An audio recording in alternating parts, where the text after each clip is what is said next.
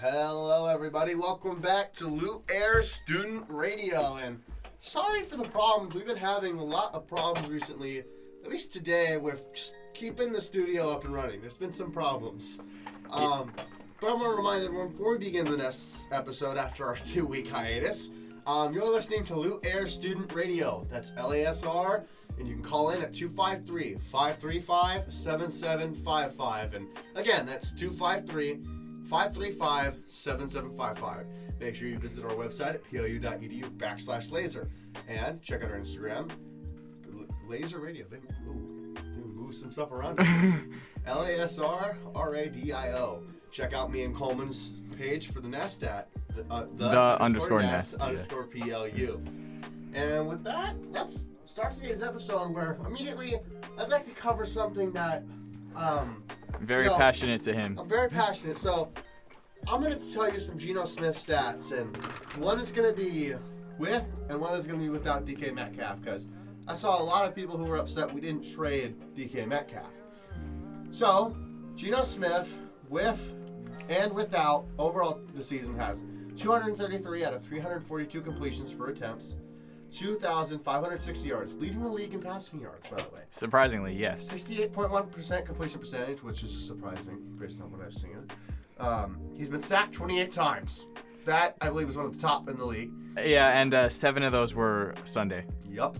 11 touchdowns to 10 interceptions, which leads the league in interceptions now.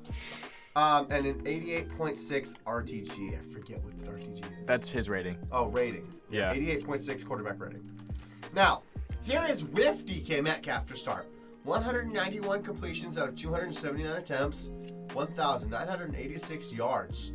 Again, there's a reason he was leading the league. Yeah. 68.4 completion percentage. 20 sacks, which, you know. That's not DK's fault. I just added that as a stat. 8 touchdowns to 6 interceptions. 91.1 rating. Now, here's him without DK. 42 completions per 63 attempts.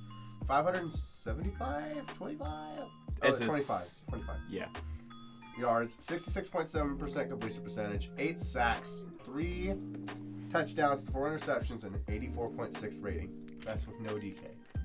Now, the point I wanted to prove here is a lot of people want to say that DK is expendable. I don't understand the perspective on the Seahawks fans who are so desperate for us to trade DK, like he's going to solve all our problems. And if anything, that's just going to tank our season for one. Because who do you have aside from JSN? He can't be carrying the offense every single week. He needs someone to share the workload. And Lockett just ain't what he used to be. So. There's Bobo, but he's, wide receiver 4. He's overhyped. Barely ever used. Brother, Bobo is the forgotten middle child of the Seahawks receiver corps. And, yes, but I think that he could be a valuable asset he is a valuable asset to the wide receiver team, if we decided to actually use him. I don't understand, because I don't think, whatever you get, you're not going to get probably a first-round pick for him from someone who's lower, because their season's already over. So, at that point, you're getting a late first-round pick, probably 32nd, because whoever gets him at Kansas City wins the damn Super Bowl. So, at that point, it's more of like a second-round pick, and that is just not enough value for him. And there's just no point. There's no point in trading away DK Metcalf. He's still got contract, 2 years. He's still producing well for this team. Geno doesn't do very well without him, as we just read. If anything, I would. Because of JSN, not except for the JSN carrying. Yeah. Well, I would also argue that DK's only been gone 2 games, and we don't have enough information to actually confirm that he's not. So far from what I've seen in the game, he hasn't had anyone who's getting open quick enough like DK typically does. Because DK, he will short you if you get what I mean. Oh yeah, that's true. You saw how he was blocking the Falcon defender with one arm? Yeah. He by himself is like a touchdown every game. You take that touchdown away, we lose to the Rams. We lose to the other team. We lost to. But we got Buffalo. Not that the Buffalo would have really mattered. Yeah, no, there's no changing the result of that game. I just don't get why people want to get rid of DK. It's like the same stuff with Lockett. Now, if Lockett I kind of understand it. The dude's not getting any younger. We got a reliable third person like Bobo. Maybe we could get a third for him at most. I'd argue. No, not third. I'd argue fourth. Actually, I'd say fourth at the I'd most. argue fourth. And I think we could get it. We'd probably get him out of there for a fifth, based on what the other ones have been going for. I mean, hey, Kelly Ringo went for a 4th round pick. There's a lot of argument to be made, like especially for the Steelers, if they would have went after him. Ooh. You argue Russell Wilson, Lockett, Moonball connection. That's Super Bowl right there. That could be Super Bowl. That could be a Super Bowl. If they would have added Lockett, it would have been. But now that the trade deadline is passed, which is unfortunate, that the Jaguars were shopping their best left guard, and that was a big need for us. And Johnny Boy didn't pick up the phone, so our offensive line is going to stay the same. It's going to consistently be bad. Juno's going to consistently get sacked. I wouldn't be surprised if every single game we play, somebody breaks a sack. It's not good. I don't understand why. There was a graph I saw. Out of all teams in the past, 10, 15 years, the Seahawks are the team that have invested the lowest amount of money in the offensive line. This year, we're starting to see it. Because it's this year, we've invested lower offensive line. You know it's bad when we have a worse offensive line than the frickin' Bengals. You know it's bad when our line is worse than the Bengals. Yeah. I just don't understand what direction this team is trying to head to. I get it. Pete Carroll didn't do great in the first year of a season, but this isn't a one-season thing, and this certainly isn't a Mike Macdonald thing, I don't think. This is a John Schneider thing, who's refusing to go after players who we need to get, refusing to trade for players who would be great additions to our team, refusing to invest in the offensive line, refusing to invest in a better defensive line. This is not a head coach problem. This is not an offensive coordinator problem. This is not a defensive coordinator problem. This is a general manager problem. And the fact that he is still here in Seattle bothers me immensely. Then again, I get it. Our owner, she does not want anything to do with this team necessarily. She had to make a decision with Carroll because of the pressure of the fan base and the pressure of everything else on her. So, to an extent, I understand.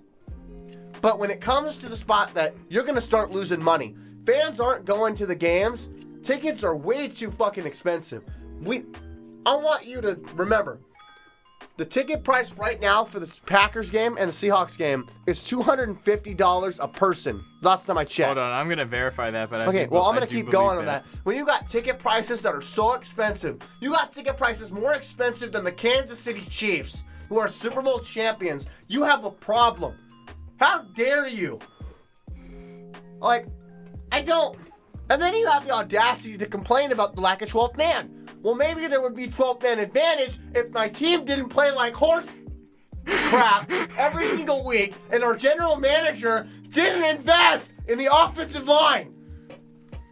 God. You good, buddy? Yes, I'm fine. I'm fine, totally. I just don't understand what direction this team is supposed to be going in when we have players fighting on the sideline like we did in Buffalo. We have teams blowing us out of the water. Do you know there's a reason why Kansas City is winning Super Bowls? Maybe it's because they traded for their franchise quarterback by trading up in the draft when we draft backwards. How much are Packer tickets? So, they are now sitting at less than $200. How much? $195. Oh my God! It's so much better! Oh my God, we can afford 5 people! Oh my God! Listen! This team has got to figure out their shit. How are we supposed to win a title when we're not investing in pieces? Look at the Kansas City Chiefs. They trade for a wide receiver! We don't trade for anybody! What direction are you headed in, John? I mean, it's better than having someone GM like other people. What direction are you heading in, Schneider? I want to know. I want to know what the plan is because I'm not seeing it. No one is seeing it. Somebody tell me what the plan is. As you guys can tell, he is very, very passionate about this team. When you've lived long enough, you've been a Seahawks fan your entire life.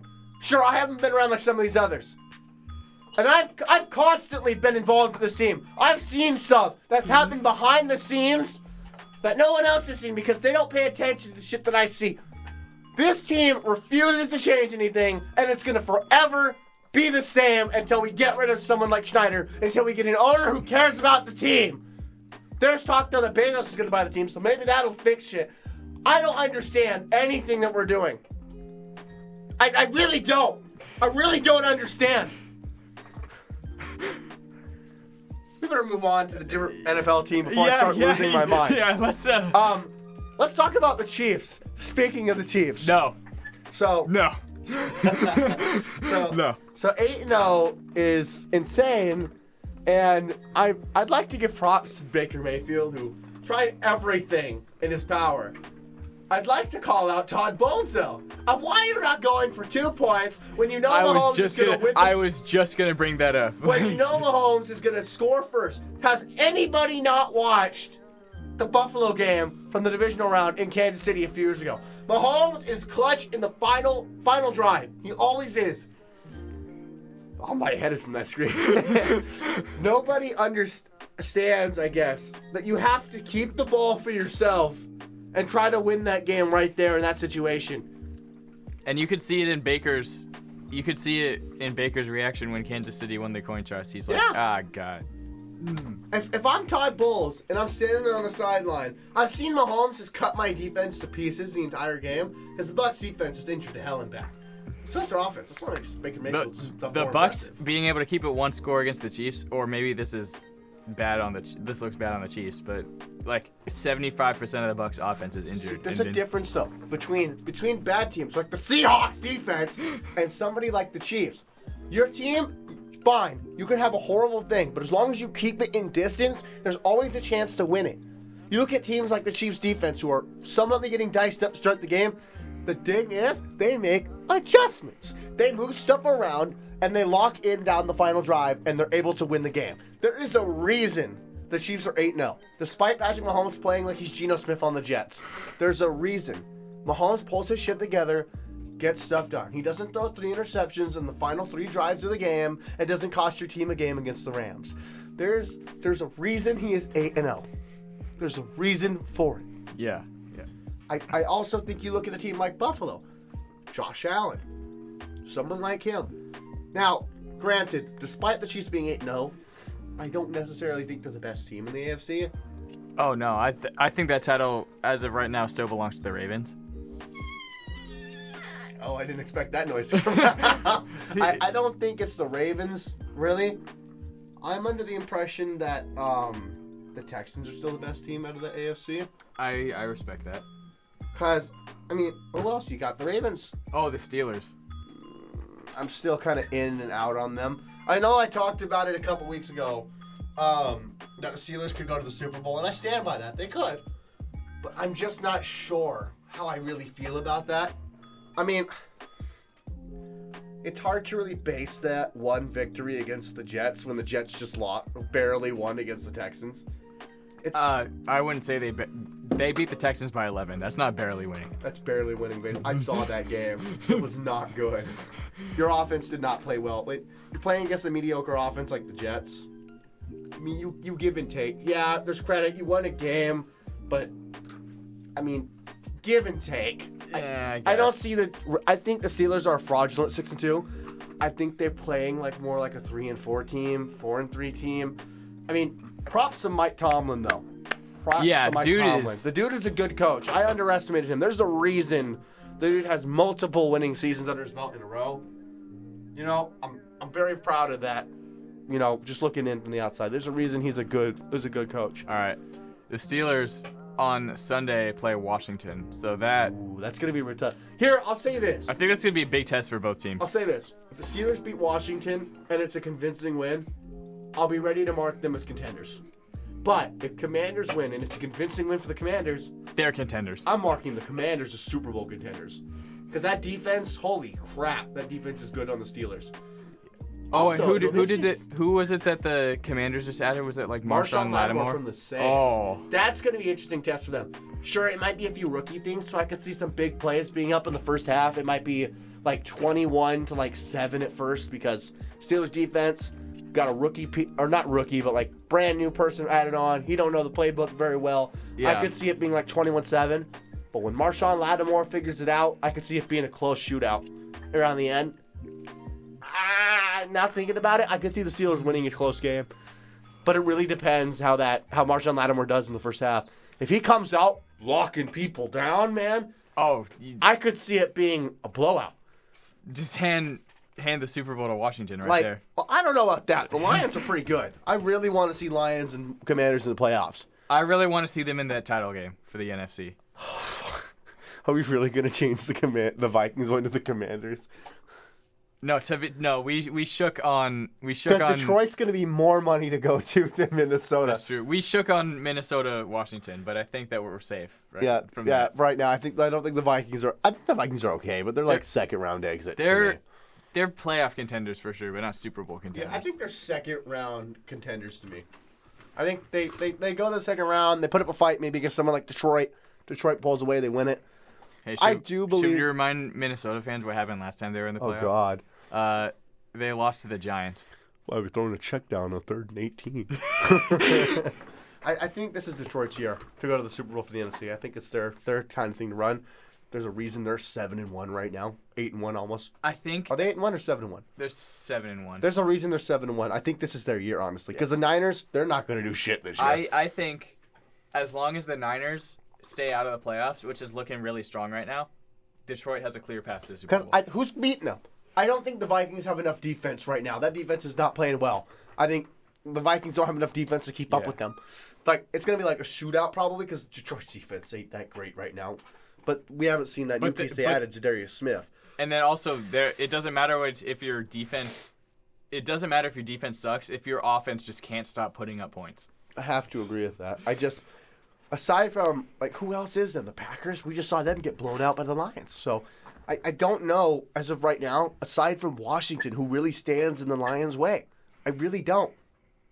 I think that the Lions would probably whoop Washington too. Right now, as it would stand, the Lions are the 1 seed and the Commanders are the 2 seed. If we think about it, the Lions got a clear path for the NFC title game. I don't give a shit who they face because they're beating them. They're not beating They're beating the Vikings. They're beating the Bears. They're beating the Seahawks. They're beating the Packers. The Seahawks, I hope they don't even make it. I want them to learn their lesson. I hope we don't make it. I hope we go 7-10. I hope we don't make it. I want this team to lose. I'm so mad. Wow. I don't think they beat the Vikings. I think they beat the Vikings. Sorry, they beat the Vikings. They've done it once before. Eagles maybe could give a chance, but not with Sirianni. We just saw them nearly lose to the Jaguars. They nearly lost to the Jaguars. They nearly lost to the Browns. I don't. Sure, they were able to pull something out in the end, but can't be. You can't be playing that close against 2-win teams. They almost got Matt Ryan. Jalen Hurts, I think though, overrated. Devontae Smith, A.J. Brown, he took a big dip. Oh, yeah. Dip, whatever you want to call it, deep. I'm now thinking about it. Lions, now they're beating the Eagles. Because the Eagles would be the 5 seed at that point right now.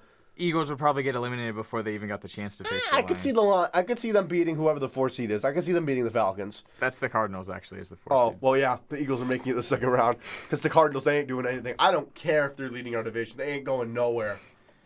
If the Cardinals beat the Eagles, I'll wear a Cardinals jersey. That's if the playoffs. I will wear the Cardinals jersey. Swear to God. All right. So let's assume the Eagles go on. That's Eagles, Lions, right? No, because 6 seed. Who's this? Let's assume the Vikings. What's the current playoff picture? Can you remind me real quick? He's going to look up the playoff picture, so. Yeah, everybody just bear with me. Bear with him. He is slow-fingered. All right, buddy. All right, playoff picture. As per the official NFL website, we'll start with NFC. Okay, what's the first patch? We've already said one is Lions, currently the 1 seed. Current playoff probability 98%. They're making it. I don't care what the percentage is. With a win against Houston, it goes up to 99. With a loss, it only goes down to 95. They're going in. I don't care. Like Houston Lions, that's going to be a good test. If the Lions blow out the Texans, I'm ready to call them champions. Oh yeah. Because I don't see them losing to Kansas City. I don't care how good Mahomes is. If Mahomes is down by 40 in the Super Bowl, he ain't coming back. Jared Goff is playing like a god. Jared Goff. Also, Jared Goff is undefeated against Patrick Mahomes. Yeah, Jared Goff ain't losing that. Well, this is the Lions' year so far. Yeah. Current 2 seed is Commanders. Current playoff odds 87%. With the win against the Steelers, it goes up to 92. With the loss, it goes down to 80. Ooh, if they lose and the Eagles win, the Eagles take that division lead. I don't think so because the Commanders have a better divisional record. If it's head-to-head, it goes off of. It would be head-to-head. So the Eagles would win that head-to-head soon. Because don't they play in 2 weeks, I think? It might be 2 weeks. Well, you read that off. Really I'm going to... Okay. 3 seed Falcons. Current playoff chance 89. With a win next week, 94%. With a loss, it goes down to 82. Ooh. Did you find out when they play? Next Thursday.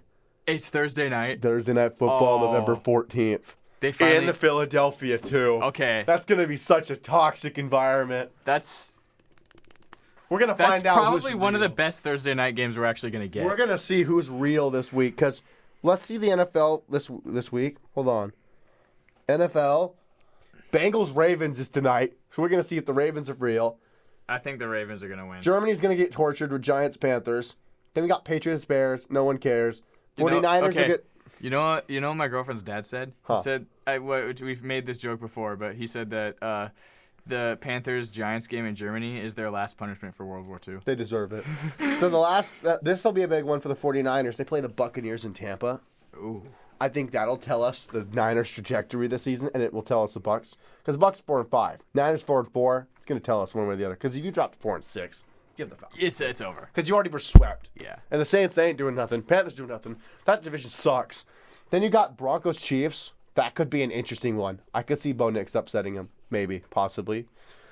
Bills Colts. That's what I've been saying too. Is that Broncos defense looks good. They look good. They look good. They look really good. Also, you got Bills Colts. Yeah, Bills are winning that. I don't know.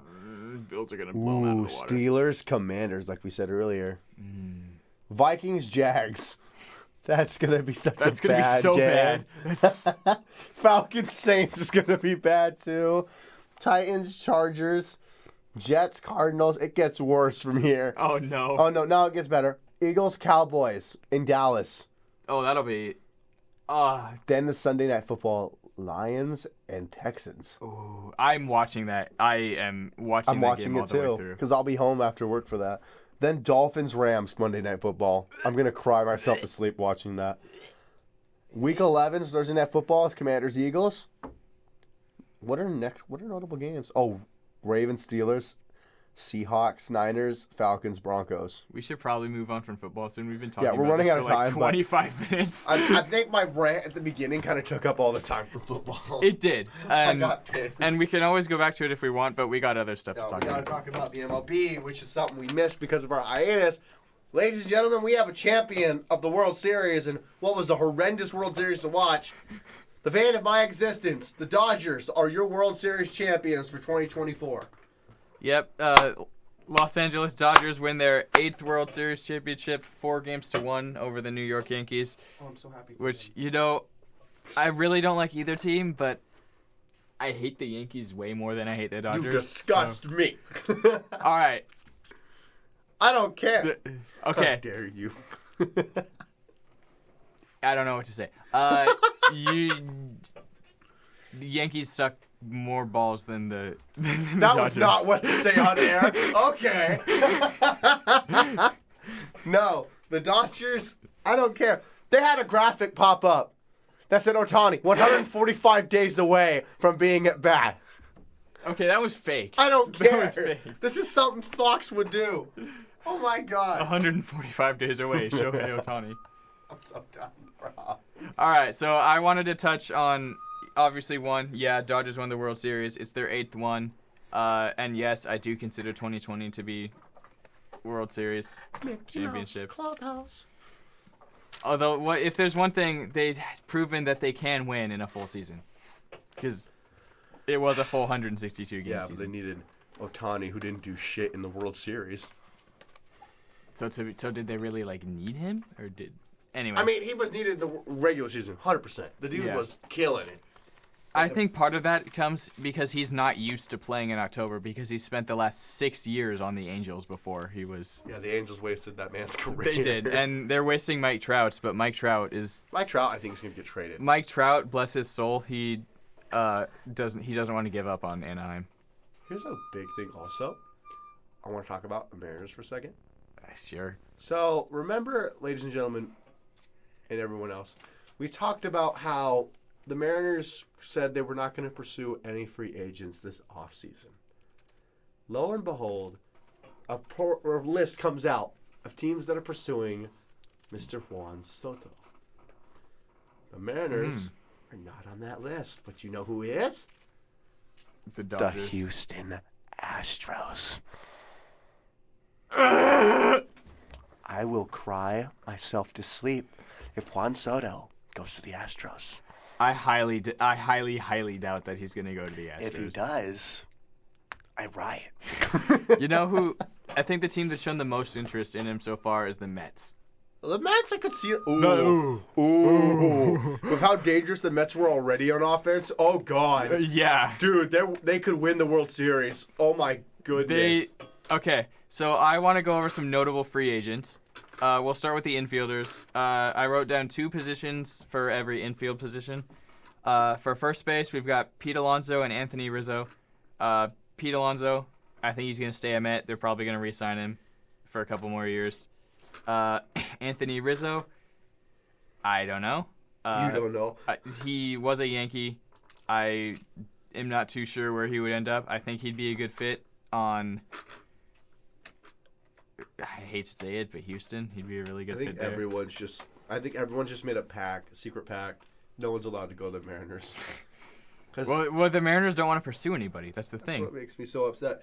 Even though Soto said he'd love to play for any of the 30 teams. He's going to go to whichever team gives him the most money. Probably Yankees. Probably. So if we somehow give him, I think he's requesting the same amount as Ohtani, so $700 million. Listen, if we get Soto, I will take back everything I've ever said negative about the Mariners. Because you know what? That makes us instantly contenders. I don't know if one guy will make us contenders. But Ohtani. Yeah, he's got 9 more years with LA. So that's fair. That's fair. I will take back everything negative. Because I could see us making a World Series run. With Soto. With Soto. Without Soto, we're a basement dweller. Without Soto. No, actually, we're like the Seahawks. We're the definition of mid. Have been for 50 years. Welcome to the Mariners. Okay, so some more. So, well, yep. So more free agents again, starting with infielders. We've already gone over first base: Pete Alonso, Anthony Rizzo. 2 second basemen up for grabs are Gleyber Torres and Jorge Polanco. I'm not sure why he was so high up on the notable free agents list. He kind of wasn't great. Interesting. 2 shortstops: Jose Iglesias from the Mets. He's probably going to stay there. And Paul DeJong. I actually don't know what team he plays on. I did not write down the teams that they're coming from. Third baseman: Alex Bregman and J.D. Davis. And then 2 catchers up for grabs are Kyle Higashioka and Danny Jansen. And then here's some outfielders. Outfielders are just combined because left field, center field, right field, it doesn't matter. You're doing the same thing regardless of where you stand out there. Tyler O'Neill, Alex Verdugo, Jurickson Profar, Tommy Pham, Harrison Bader, Kevin Pillar, Kiki Hernandez, Juan Soto, Jason Hayward. This is like maybe 25% of all the ones that were available. I just wrote down the ones that stood out to me. And then pitchers. So the starting pitchers we have are Blake Snell, Yusei Kikuchi, Jack Flaherty, Justin Verlander, Clayton Kershaw, and Max Scherzer. Well, that sounds a lot different than last year. Yeah. What happened to George Kirby? George Kirby, he's still under contract for a couple more years. None of our starting pitchers are free agents this year. Of course. Unless we actually trade them away. Of course. All right, and then we got some relief/closing pitchers: Aroldis Chapman, Jose Leclerc, Paul Sewald, Craig Kimbrell, and Will Smith. Will Smith. Well, that Will Smith, by the way, is the one who, up until this year, had won the World Series the previous 3 years. One with the Astros, one with the Braves, and one with the Rangers. Not in that order, but that's the order that I thought of them in. Okay, so did you just send me a reel? It was important for later. Okay. You'll see why later. Okay. Get off your phone. I'm looking at this now. I know. Okay. So yeah, those are some of the notable free agents in MLB. We've, Blake Snell really, really wants to play in Seattle, but Seattle just doesn't want to pay him. No, why would we? They don't want to pay anybody. Exactly. We don't want to pay nobody. And, okay, at the end of the 2023 season, when he was, again, a free agent, he was found at a Huskies game, and everybody's like, you should come and play in Seattle. And he's like, I want to. They aren't contacting me. No, because why would we? We don't want to pay anybody. We'd rather pay everybody $1. He is from Seattle. He wants to play for Seattle. Just please, sign the man.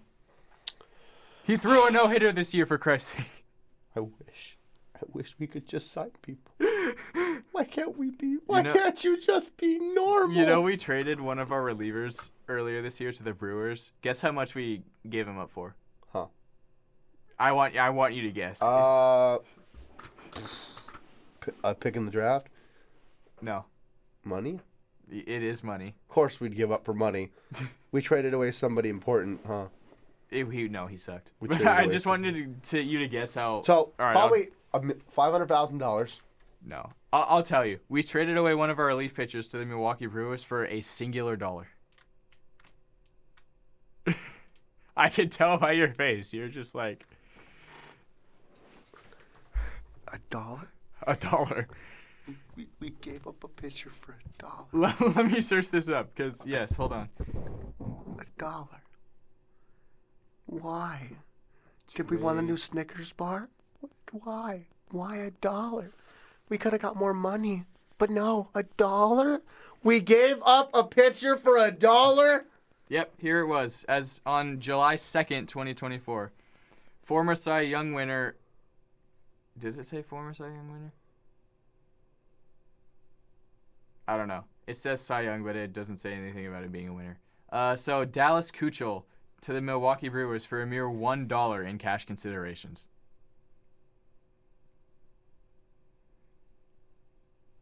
I have no words to that. He did not play in Major League. He did not play in the major leagues this year. He played for AAA Tacoma and then went to the Brewers organization and played for whoever their minor league team is. I have no words for that. Wow. Well then.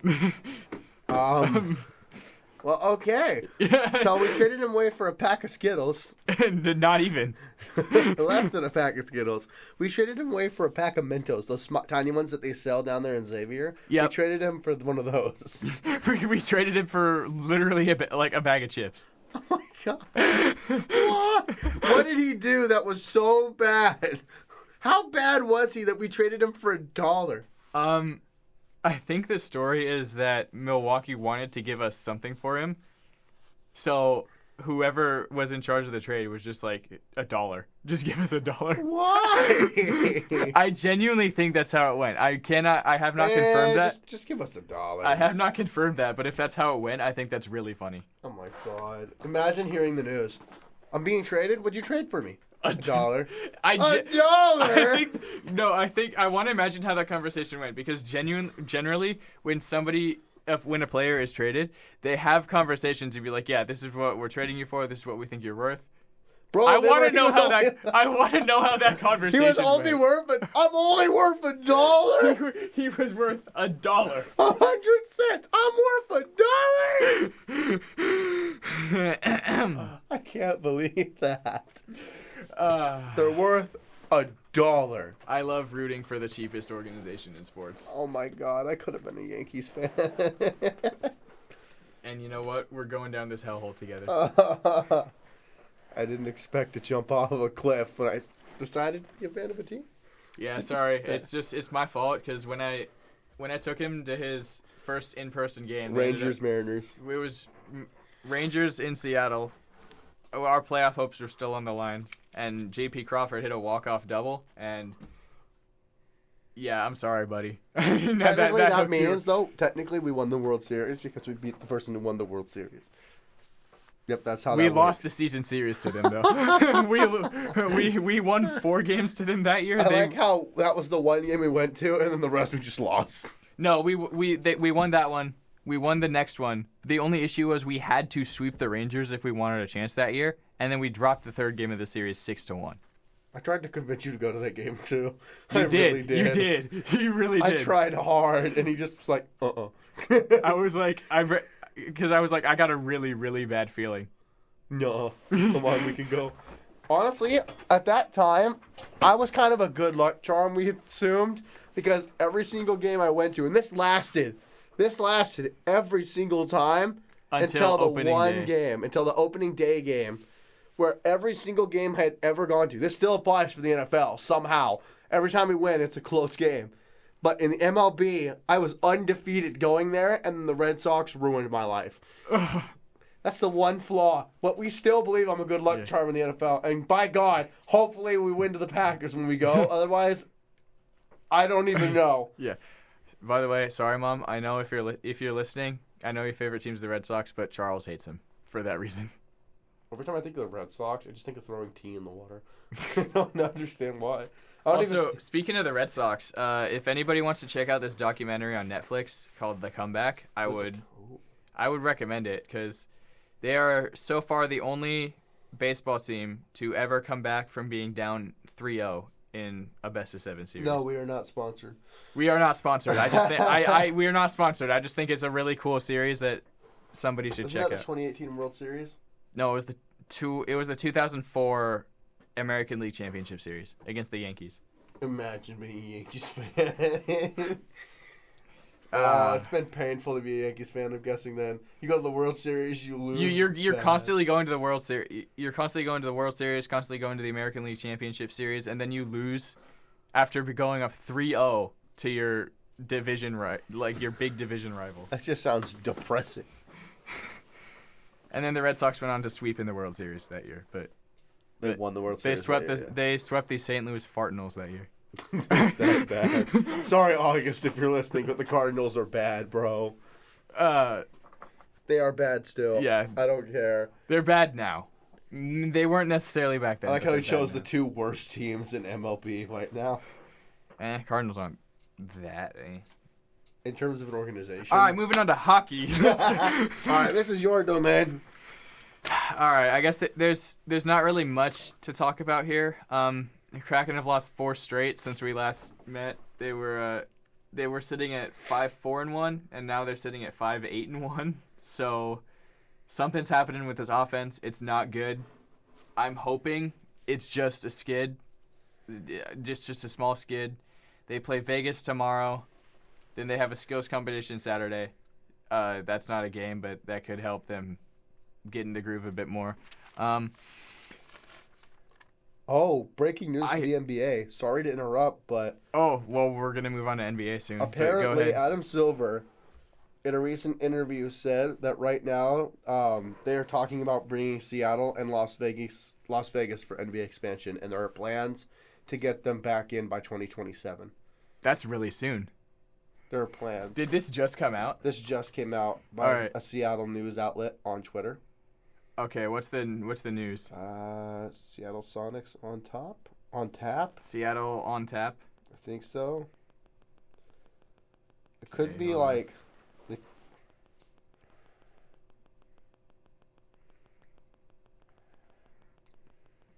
Okay, there's nothing on the Instagram yet, but I can expect that if it's on Twitter, it'll be on there soon. Then again, Twitter's just kind of unreliable, so.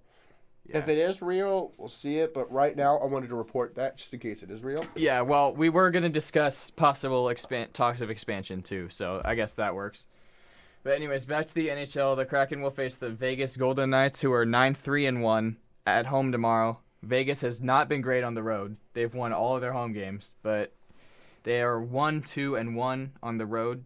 So hopefully they can continue that trend, and the Kraken can win. I wouldn't say it's not going to be a blowout. Maybe they can pull out an overtime win against them. It's still too early in the season to make any calls. Kraken have only played 14 games. Yeah, that 14 out of 82 games, 5-8-1. There's still plenty of time in the season to start winning some more games. No, if we get to December and we're still below 500, then I'll start panicking. But yeah. So switching over to the NBA, which we were going to talk. So it's still early in the season, but I do want to highlight the 5 best and the 5 worst teams. we'll start with the 5 worst teams. Currently, the 5th worst is the Washington Wizards, sitting at 2-4. Sorry to any Wizards fans who are listening. Actually, sorry to any of these teams that are coming up. I hope you guys are doing okay. Toronto Raptors, 4th worst team, sitting at 2-7. Milwaukee Bucks. These next 2 are really shocking to me right now. The Milwaukee Bucks are sitting at 1-6, which is tied with Philadelphia and Utah for the worst record in the league. At the end of the show, I have a outside topic that I'd like to cover. I didn't send that to you. That wasn't me. I know. That wasn't me. And it might make some people who did not vote red interested in what was found. Yeah. This is not a political show. So no, it's not. It's just something that I was asked to cover and thought it would be interesting, so I agreed. This will be at the end of the show. Okay. So we'll go into the 5 best teams. Unsurprisingly, Boston Celtics, 7-2. 5th best team right now. Then you've got a 3-way tie, kind of, for 2nd place. You've got the Golden State Warriors, who are 7-1. Oklahoma City Thunder, who are 7-1. Phoenix Suns, who are 7-1. And here is definitely what everybody was expecting. The Cleveland Cavaliers are 9-0. Oh, damn, really? Yeah, 9 wins, no losses. And let me check their schedule. I don't see them losing a game anytime soon. But yeah, Oklahoma City lost their first game last night to Denver. I believe they only lost by 2, so close game. Oh. What? Cleveland plays Golden State. Well, that's always going to tomorrow. That's always going to be a rivalry game for them. Considering what happened, I think it was the 2016 NBA Finals. Yeah, that'll.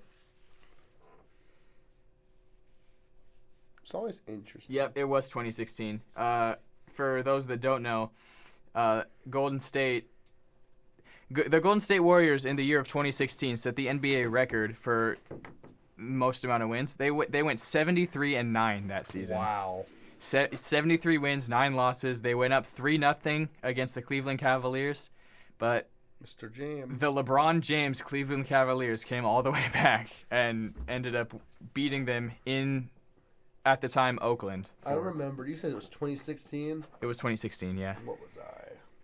8 years ago? I was like, what, 12, 11? We would be 11. I remember at the time frame, I think, I went to an Applebee's, and the game was on. It was like the final one, my dad told me. It was Game 7? Yeah, and they made some final big play, and the entire Applebee's just erupted. And I was like, what the heck's going on? That must have been, I don't remember that game being close. Actually, I didn't even watch basketball back then, but let me see what the final... I don't know, but there was something that happened, and the whole Applebee's just erupted. Well, I never understood basketball. I'm still not a huge fan of it. It was... Okay, the final score of that game was 93-89. So I'm guessing what happened is somebody made a basket with, like, less than 30 seconds to go, and it basically sealed the win. I wonder if that's why I heard just that's probably what happened. Is somebody made a 3? It has to have been a deep 3 if the Applebee's erupted that badly. I've never seen a cook come out and just start cheering either. So it was interesting. There were a lot of Cavs fans at that Applebee's, or maybe everybody just. I think everyone just hated the Lakers. Maybe it was the Warriors, but I think everyone just hated the Warriors. I think everyone just hated the Warriors. Well, I mean, you win 73 games in a season. Yeah, you're gonna get people. Yeah, that are like gonna how I hate Patrick Mahomes with all my heart. Yeah, I don't like him as a person either. All right, we can discuss that off the air. Okay, going into our final topic of the day, NCAA, or otherwise known as college football. My Ducks!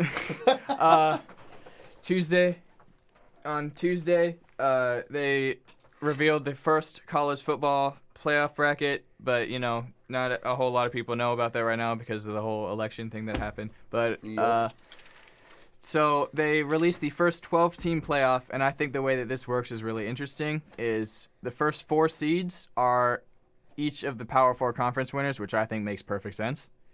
And then seeds 5 through 12 are literally just whatever the next highest ranked teams are. So I'm going to go over this right now. Right now, Boise State is the highest ranked group of 5 team in the country. They currently are ranked number 12. Highest ranked group of 5 team gets an auto bid to the new playoff format. So as of now, they're in. They would currently be going up against, right now, number 2 ranked, but they would be the 5th seed, Ohio State. Oh, that's going to be a good That one. would be a good matchup. You said it's what again? What's it? What was the previous matchup for this one? Boise State, Ohio State. So, you got Ashton Genie versus... Upset. I think Boise State's got that. Upset. I think... I'm calling it. Yeah, so number 2, Ohio State would be the 5th seed. Number 8, Indiana would be the 9th seed. And they would be in Tennessee, who is the number 7 ranked team with the number 8 seed. So far, I hope so far this is making sense. This is not making sense. Okay. I'm looking at the rankings right now, and I'm just like, huh? Yeah, y'all understand why it's all messed up when we get to who the 4 seed is. Alabama, ranked number 11. They're the 11th seed. I think that makes sense. Yeah, that one's the same. Texas, ranked number 5. They're the number 6 seed. That, I promise, it'll start making sense. Notre Dame is number 10. They're an independent, so they don't really have an auto bid. They have to just play well. Notre Dame is number 10. They're the 10 seed.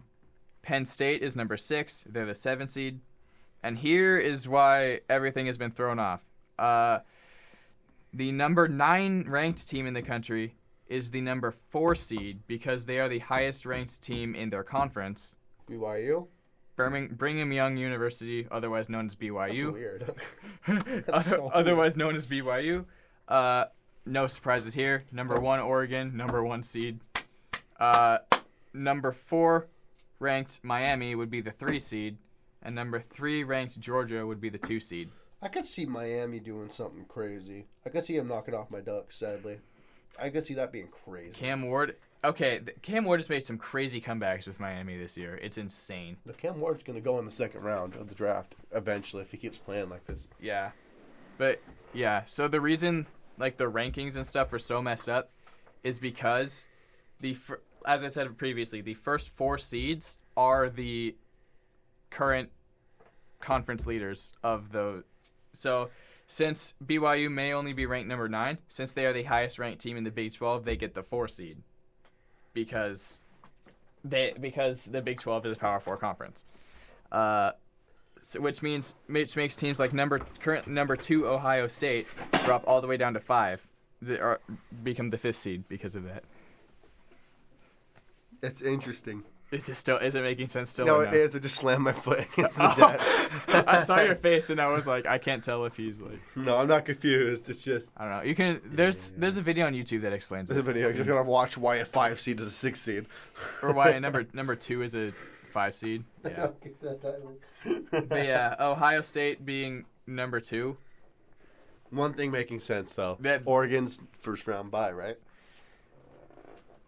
Second round bye, maybe. You know what I mean. Yeah. Well, they get a bye. Okay, also the top 4 seeds get a bye. So, how this would work is the number 4 seed would face the winner of the 12 and 5 seed game. The number 1 seed would face the winner of the 9 and 8 seed game. The number 3 seed would face the winner of the 11 and 6 seed game, and the 2 seed would face the winner of the 10 and 7 seed game. I just want to see my Ducks go to the title game. Pretty much exactly like March Madness works, except football style. I'm down for it. The only thing that would make it cooler is if it were, 64 teams. 64. But that's like half of all college football teams. I don't think we're ever going to be able to stop talking about college football if that happens. No, because, yeah, I'm sorry, guys. We were only supposed to talk about college football if, something crazy happened, but it's been a crazy couple weeks in the sport. Yeah, we chose the worst time to have a hiatus. we really did. Can you imagine the rant that would have happened right after that Buffalo game the next week? Because it would have been very close to that. I don't think that your rant this week would have been as bad then. No. Okay, one thing I do want to rant about, though, or at least whisper into the mic. Here we go. Why did we not kick the field goal? I agree. Why did we not kick the field goal? I mean, I get it to an extent. When Matt Stafford's killing our defense, I understand. I agree with that. I agree with it to an extent. What I saw after that no field goal explained why they went for it. No, as soon as I saw we had a turnover on down, it was 1 yard. You are not guaranteed a yard, especially in overtime. We did just kick the field goal. We did the same thing the Falcons did. Instead of going up the middle, we went around. Just kick the field goal. Like, my God. Mike, why? To be fair, that wasn't Mike McDonald's call. That was Ryan Grubb. Ryan, why? Ryan Grubb came from the Huskies, so, you know. I think Ryan's play calling is that of a coward right now. Because look at how he was in college with the Huskies. Yeah. Bro was like... Also, I want to say that I think the Huskies are a big reason that Wazoo is not in the current playoff picture, and let me explain why. Oh? Wazoo's biggest win so far has been against UW, because UW then was currently undefeated. But now that UW has been playing like absolute dog water, it makes their win against UW less of a big deal when recognized by the committee. So because UW is dog water this year, they're like, yeah. Whatever. I don't know if they're dog water. I think all Seattle sports are the same at the moment. I think they're mid. I think they're just mid. I don't think they're dog water. I think they're just mid. Compared to last year, though. I think Seattle, the city, no offense to anyone who's from Seattle listening, anybody who's from Seattle should know this is true. We're just mid here. No, yeah. We are mid. We're a mid area who has a lot of bad problems downtown, and my God, we choose the worst people to come here, bro. Our offensive line, let's just ship them to Carolina where they belong. Actually, what I mean by that is the Panthers, of course. I saw a video that I thought was hilarious on how the Seahawks can make the playoffs. It's, it's obviously a joke, but we trade offensive lines with the Lions. They get our offensive line, we get theirs. Win-win situation. No, it's not. No, it's not. No, it's not. Then, the Niners, Rams, Cardinals, they all lose out. We win out. Everything's going great. We're on track to make the playoffs. We can win the Super Bowl, except, it's a dream. That's not happening. It's a dream, all right.